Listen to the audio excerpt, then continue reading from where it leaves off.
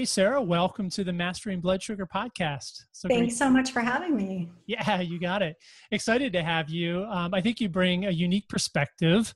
You have a book called The Perfect Metabolism Plan, which we're going to get into today. We're going to break down these 10 points that you talk about in your book and the 4 S's that you describe in there that can sabotage metabolism. So we're going to dive into this, and we're going to talk about something today called soul food, and people may not know what that is yet, but we're going to get into that so people will really get an idea of what that is and how to feed themselves in such a way that they can really be healthy and make better decisions in life when it comes to their food and their health. So excited to jump in. I want to ask you, you've been doing this for a while. How did you get into health coaching and nutrition? What's your background?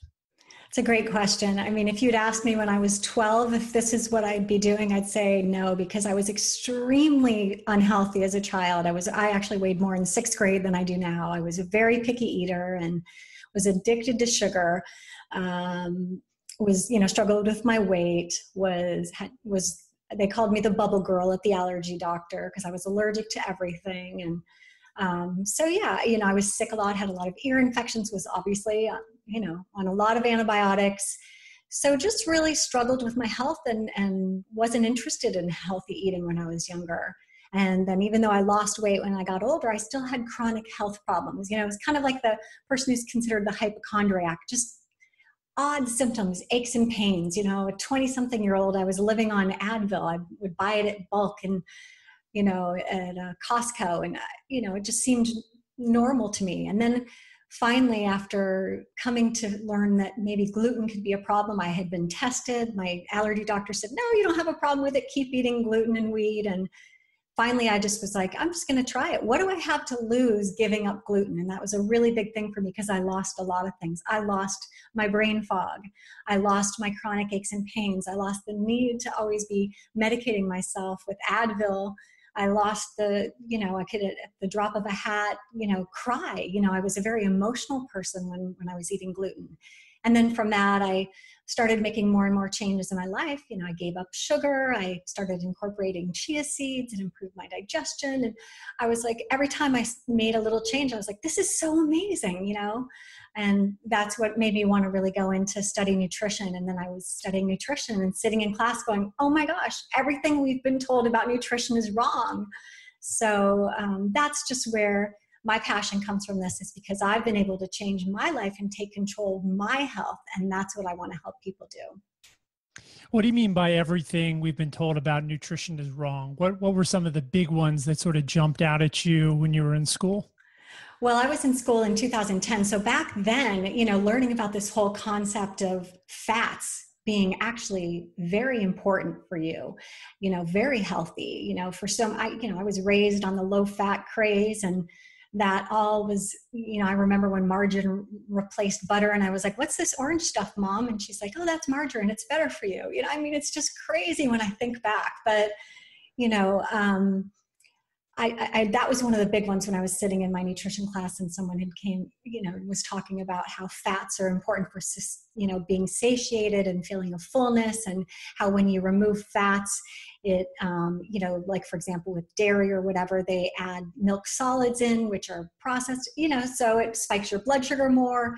So I just remember thinking, how can we get good results when we have all this bad information? I mean, the salt thing, people have been told for so many years that, low salt diets are heart healthy. And now there's a lot of research that shows the opposite to be true, that, sodium, high quality organic sodium is really important for our adrenal health, and going too low in sodium has been found in some studies to raise your risk of heart events. So it's so many things like that, like the sugar's just empty calories. For so many years we were just taught, oh, it's just empty calories, just enjoy it, So all of those lessons, and I just, remember thinking, oh, I've got to help, communicate all this to help people get good information.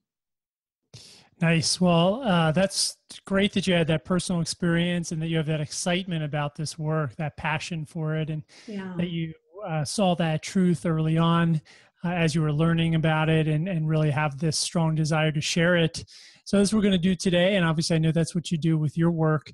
You talk about some different things.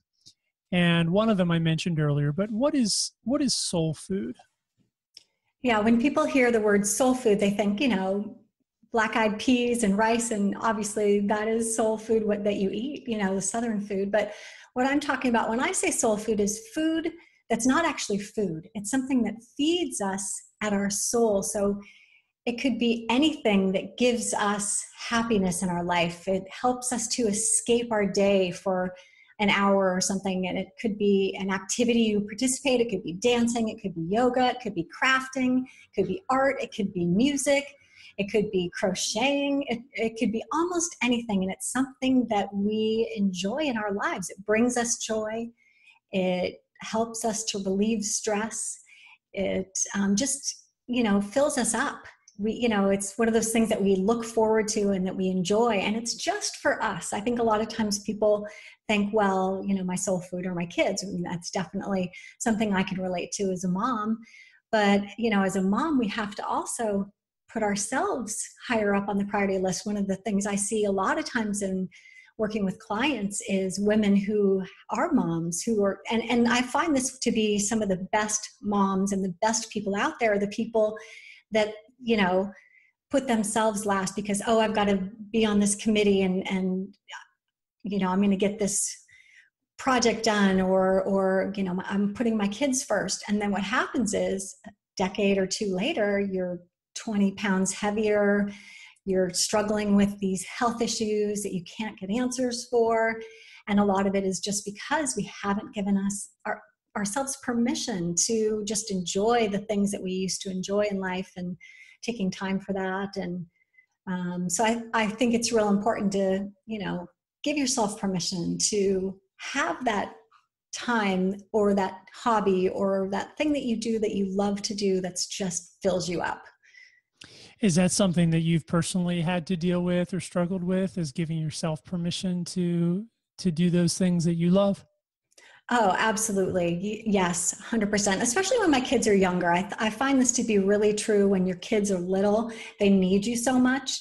And you do feel guilty when you take time away from them, but it's kind of like the oxygen mask on the plane. They always say, put your oxygen mask on first because you can't put somebody else's oxygen mask if you're not able to function. So I think it's a lot about just really realizing you're a better mom, you're a better wife, you're a better employee, you're better at everything when you take time for yourself, even if it's just a half an hour or an hour or whatever it is. It doesn't have to be a lot of time, but it's enough to where you're feeling fulfilled and sort of like you're getting your tank refilled a little bit every once in a while. I think there's a lot of cultural pressure, especially for women, but I think for all of us, to put others first too. There's this idea that if you just put yourself first, it's selfish. And whether that's true, whether that's true societal pressure or perceived, I think a lot of people deal with that. It's in the back of their mind or in the front of their mind sometimes, and they worry about that, or they don't want to seem selfish. They want to be, a good person, so to speak. But then we end up sacrificing our own health or our own happiness. Yeah, it's so funny. The other day I was talking with a client about this, and when she started telling me the things that she liked to do, she got teary-eyed because it just is such an emotional thing. And I like to think about it as like a little gift you can give yourself, as opposed to being selfish. It's like you have to take care of yourself. If you can't take care of yourself, you can't be, the best mom or the best employee that you can be. And so thinking about it as that it's part of self-care. And I think it's like a bigger picture, when you take care of yourself in that way, then there's a cascade of effects where you want to make better choices for your food and you'll be sleeping better. And I feel like it's just almost symbolic of just loving yourself more. I do a lot of interviews with my clients and patients for goal setting, not an interview like this, but an interview. We call it an interview, but it's basically a consultation, a discussion, a coaching session where we dive deep into what they really want. And I noticed that a lot of people are disconnected. They have a hard time coming up with what they really want, what their true goals are. Maybe they've lost hope, or they've sort of forgotten about it, or they've got other pressing, needs that have, I guess, superseded these deeper goals and desires. For people who have a hard time discovering what their soul food is, do you have any exercises or tips or tricks for how to dig deep and find out what makes you tick? What really drives you? That's such a great question, because I think that is really what happens right now is we're trying to numb ourselves and get away from the pain and suffering and all of that. And instead it's connecting in and bringing in the good into your life. And one thing, and actually I think it can be a stressful thing to people who don't know what makes them tick. They don't know what they enjoy anymore, because it's been so long since they've given themselves permission. And I think as opposed to making it stressful and saying, I have to find my soul food tomorrow, view it as like a journey. I view health overall as a journey. It's not a destination. It's something that we are constantly exploring and working on and learning from. Like, every trend in nutrition doesn't necessarily, we go through all these different trends, and you have to realize that things change, and same with us. And so think about it as a journey, as an exploration, and give yourself permission to find out what it is and enjoy that. It could be coming up with like a list of 20 things that you like or that you've always wanted to do. It could be talking to your friends, like, what are the things you do on the weekends or when you have free time? And so finding out what are some of the things out there. A friend of mine I got into dancing a couple of years ago, and I'd done that when I was a child. And doing that has literally changed my life in the last couple of years. Not only just my body, mind, and soul. It's given me new purpose at the gym because I want to be a better dancer. It's changed my body. It's helped me with my hormones. It's my stress relief. And so, thanks to my friend who introduced me to it. And so I think it's just being open, being willing to try new things, or even going back to the things that you liked when you were a kid, your youth, again, because I loved dancing, and why hadn't I done it for 30 years, or 25 years. And so it could be rediscovering something you used to like, or starting something new, and just have fun with it. And maybe, like I said, come up with a list or just ask around. I think a list is a great idea. Maybe write down 5 things that you used to love, or that you do love now that you haven't done in a year or longer, or that you don't do often enough. And make that list. And even if you don't start doing those things tomorrow, you've already taken steps to put that message out into the universe that these are things that you want to move towards. I think when we write our goals down and our visions and the things that we want our life to look like, that somehow we make those things happen. They come to fruition. So I love the idea of putting pen to paper and making a list of those things that really make you happy, that stir something in your soul, that makes you happy to be alive, really tap into that joy, that internal joy. Totally. Yeah, nice. Now, this is similar but different, but a lot of women, and especially moms, tend to not only put these things on the back burner, but they tend to put their health on the back burner as well. And I have a lot of clients and patients with diabetes or weight problems, prediabetes. You probably do too, with metabolic issues, who just really have put their health on the back burner. One example is they'll cook for their family, and then they don't want to cook a second meal for themselves. So they'll end up eating foods that they know aren't good for them, that they don't want to eat, because their husband or spouse or kids won't eat the healthy foods that they might normally eat. That's an example, but there's lots of other examples like that, where they put their health on the back burner. So how do you help people to prioritize their health? Yeah, that's a tough question when you've got dietary needs that are different for yourself or your family. And I think it's good if you can meet sort of halfway in the middle. Sometimes I'll have, like my kids do eat wheat, or, they eat things like pasta, and maybe I'll make pasta, with like gluten-free meatballs so I can enjoy the meatballs. And then, I'll spiralize some zucchini and they'll have the regular pasta. And so it's not a whole lot of extra work. So finding ways to do that, or, a lot of people like to batch, make batch meals, like make things ahead of time. I go on Fox 5 down here sometimes, and last week I did a segment on salad in a jar. So thinking ahead, doing a little planning is a big, big thing in self-care, because when you sit down on a Sunday and you look through your cookbooks or your list of recipes online, or wherever you get your healthy recipes, and you start writing those down, and if you do a little planning, that can really go a long way in being able to execute on it that week. If it's like 5 o'clock and your kids are pulling on your sleeve and they're like, what's for dinner? And you're like, I don't know. And you're running through the drive-through, and believe me, I've been there. I know how it is too. It's not, you can't always plan, but when you can plan, I feel like that is a big one. I do think that's, that can be struggle when you do have a family to take care of, and you can't always put yourself first. And so it's finding that balance. And still always prioritizing your health.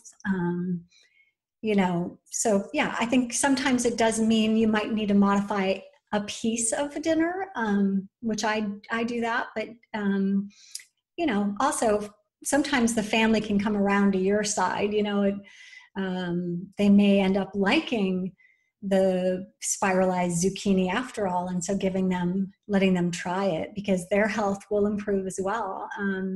If they're making healthier choices. So yeah, I think it is important, again, to give yourself permission, prioritize your health, because it's so funny, because if you ask people like, well, what are your top 3 priorities? Rarely is health on there. And it's like, well, nothing else can happen if you're not healthy. So true. So true. Yeah, and those are great suggestions.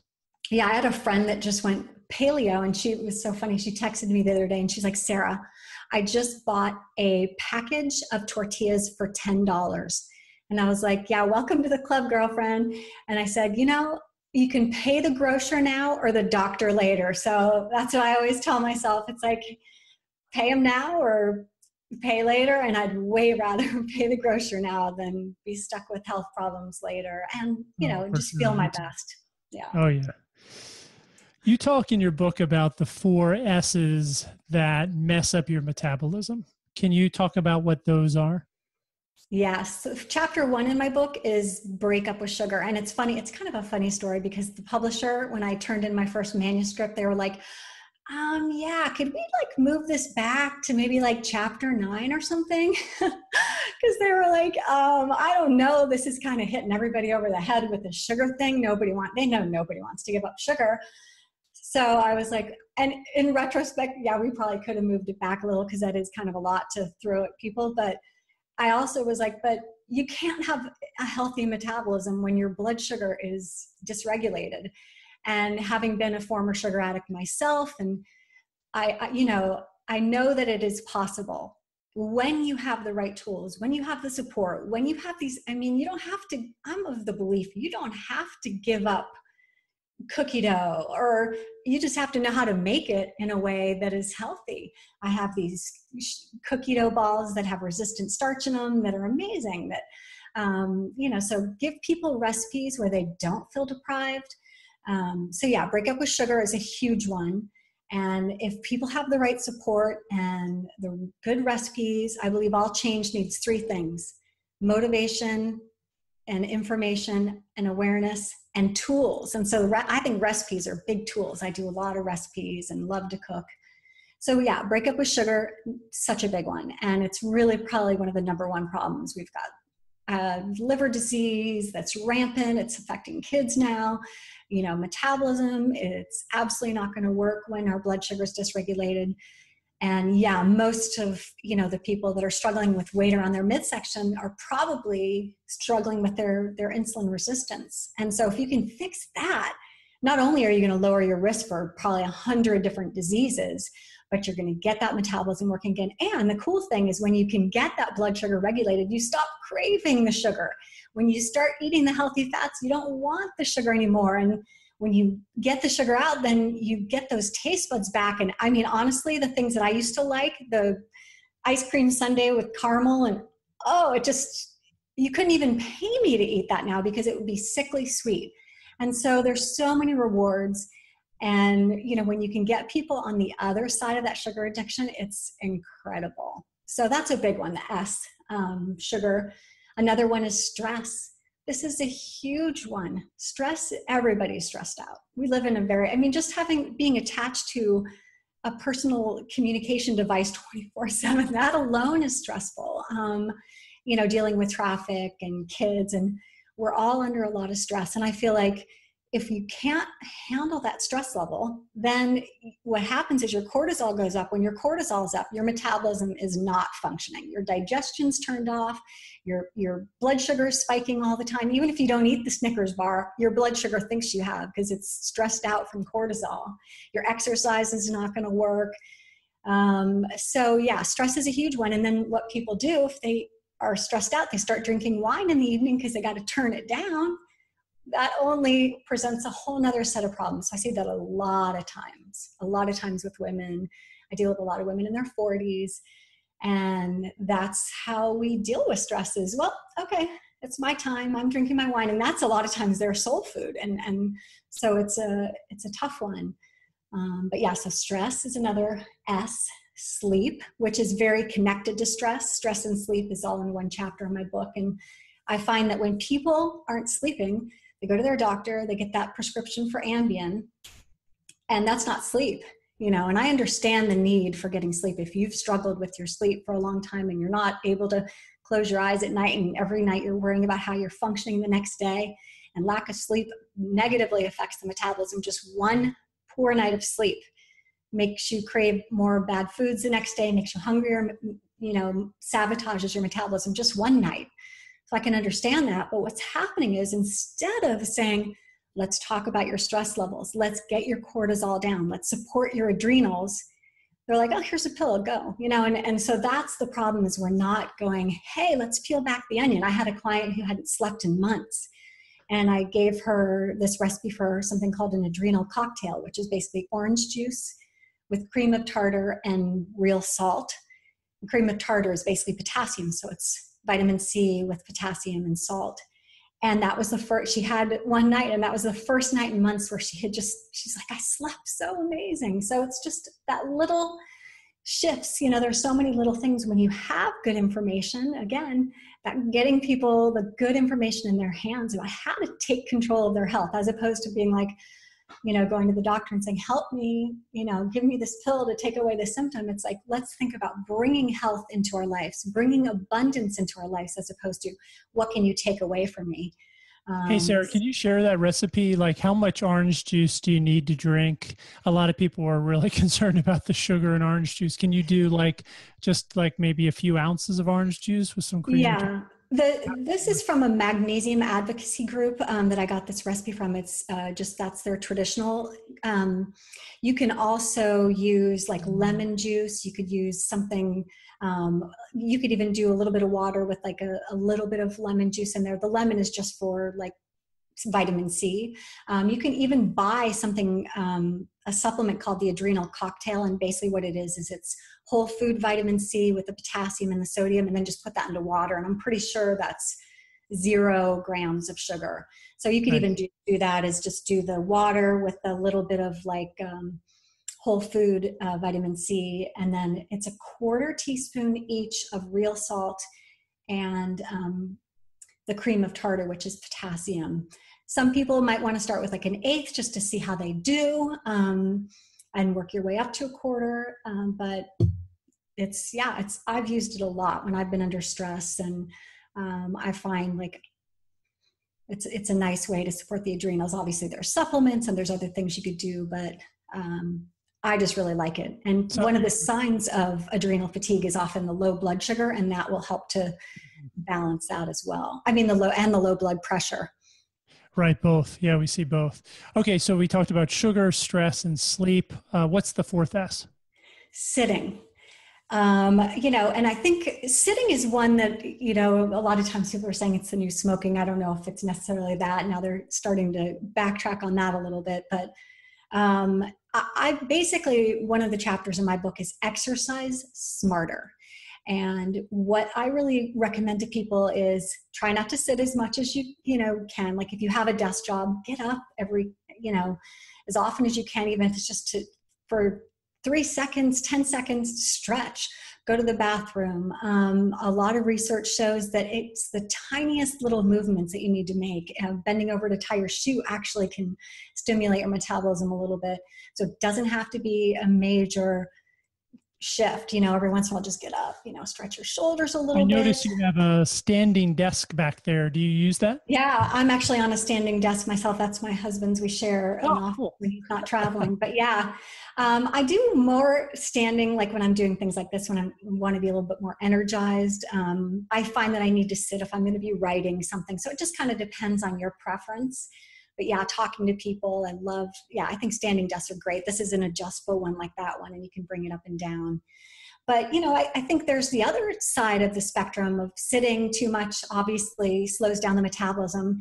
But I feel like there's a lot of people that think, I'm just going to go crush it at the gym. I'm going to just work myself out for 2 hours. I'm going to be drenched in sweat. I'm going to do cardio all the time. And what that can do is actually, especially if you have high cortisol, which is your stress hormone, and you go and crush it at the gym for an hour on the cardio machines, you're only pushing your cortisol higher, which is going to further shut down your metabolism. So I feel like a lot of times people think, well, why am I not getting the results from the gym? It could be that you're doing the wrong exercise. So there's a lot of research to show, especially I find this to be true over age 45. You got to pick up the weights.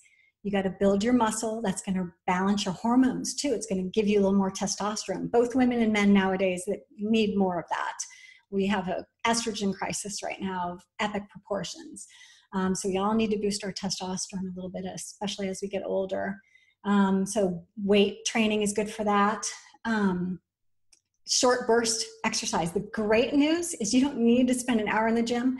You can spend it could be 20 minutes if you do enough intensity in short bursts, do some weights in there, and then you're out of there. Because what happens is if you go for half an hour doing high intensity cardio and beyond that, again, you're pushing that cortisol up. So that cortisol works against the metabolism when you're forcing it too much, because it's going to be shutting off your digestion. It's going to be forcing your blood sugar higher. It's going to be stealing from your sex hormones. The pregnenolones steal when you have your stress hormones. It's going to be telling your body to produce more cholesterol. It's another thing, like people have high cholesterol. It's like, well, let's talk about your stress levels. Your body's producing more cholesterol to produce more cortisol. So yeah, so I think it's looking at your exercise. Are you getting enough? Are you getting enough of the right exercise, and just being smarter about it? And so, yeah, try not to sit a lot, but also don't overdo it at the gym.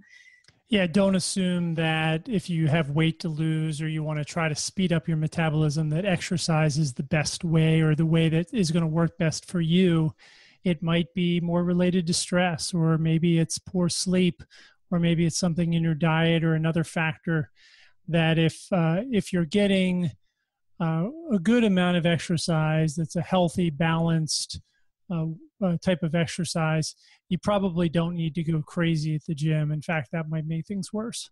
Yeah. And for some people, their metabolism can handle, endurance activities and that kind of thing. And I think it just depends on the person. And if you do have high stress levels and your cortisol is dysregulated and all of those other things, it can actually be working against you. So and it doesn't mean that you can't get that cortisol and the stress levels under control and maybe push a little bit more as you get further into it. But I think also realizing, instead of doing an hour on the treadmill, which to me is like torture, the idea of standing on a stationary exercise machine for an hour is like, no, do quick bursts, do a few. You can just be more effective in less time. So Yeah, I think that's good advice.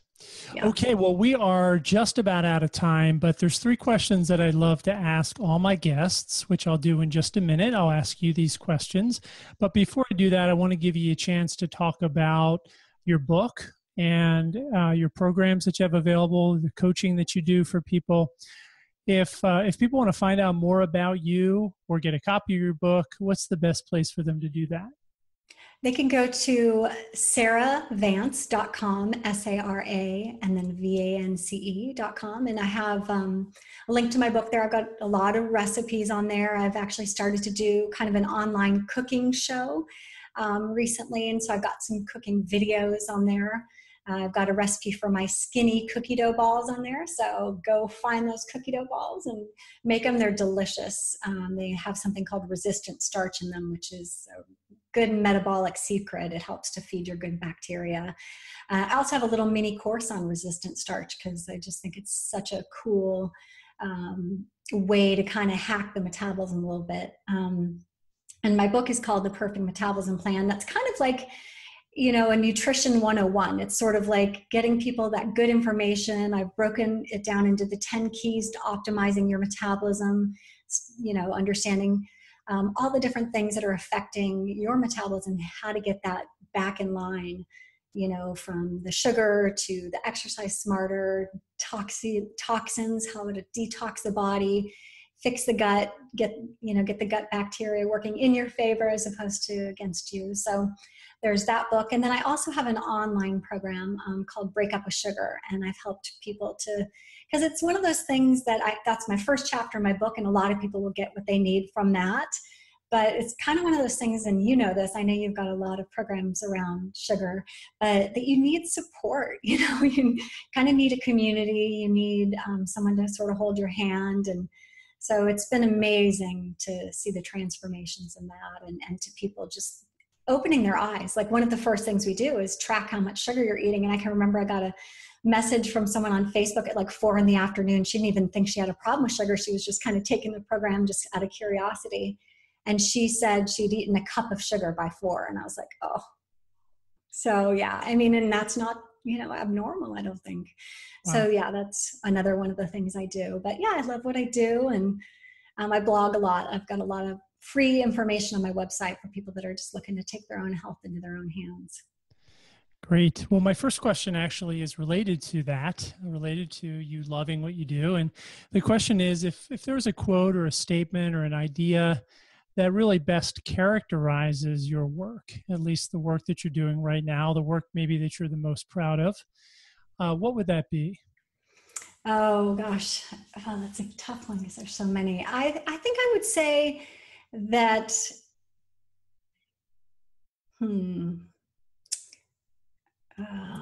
I think part of it is you can't get good results from bad information. That's one that I say a lot because I do think that so many of us are beating ourselves up for not getting results when we just don't have the good information.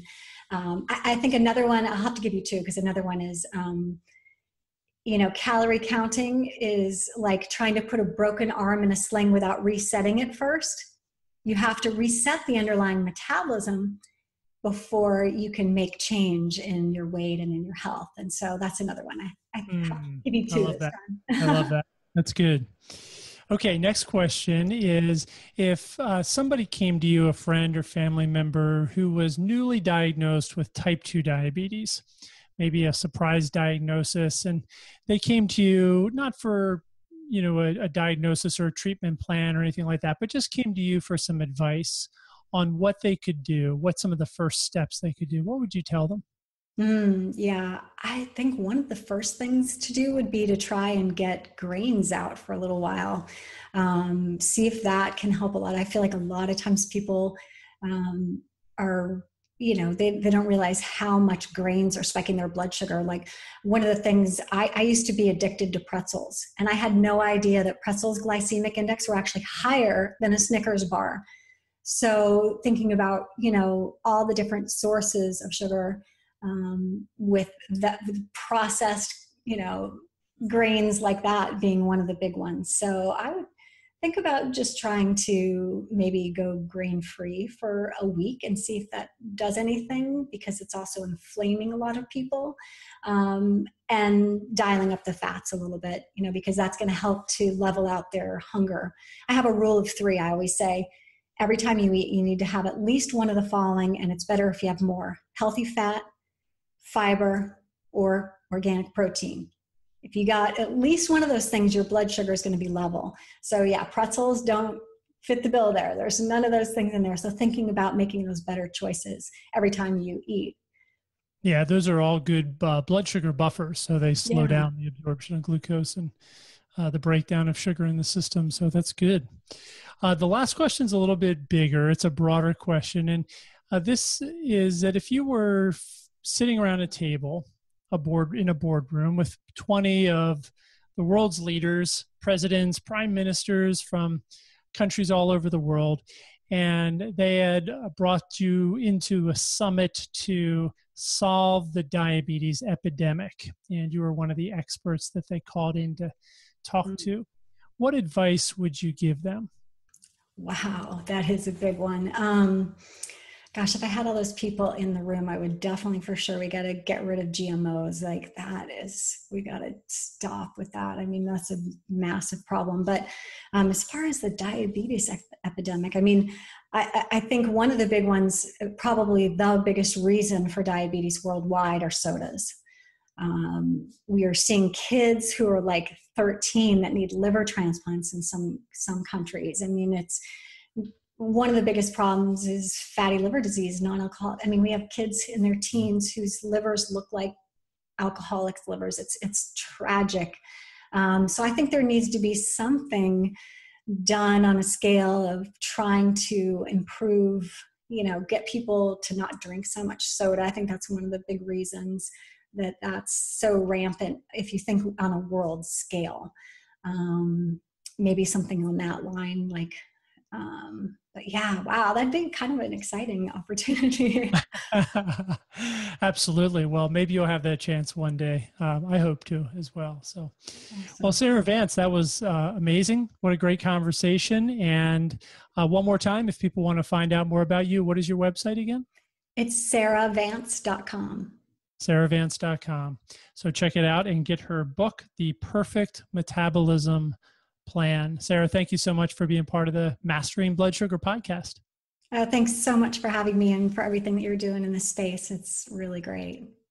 Thank you. And for those of you who are listening, thanks for listening and tuning in to the Mastering Blood Sugar podcast. This is Dr. Brian Mowll, the diabetes coach, and I'll be back next week with another expert interview.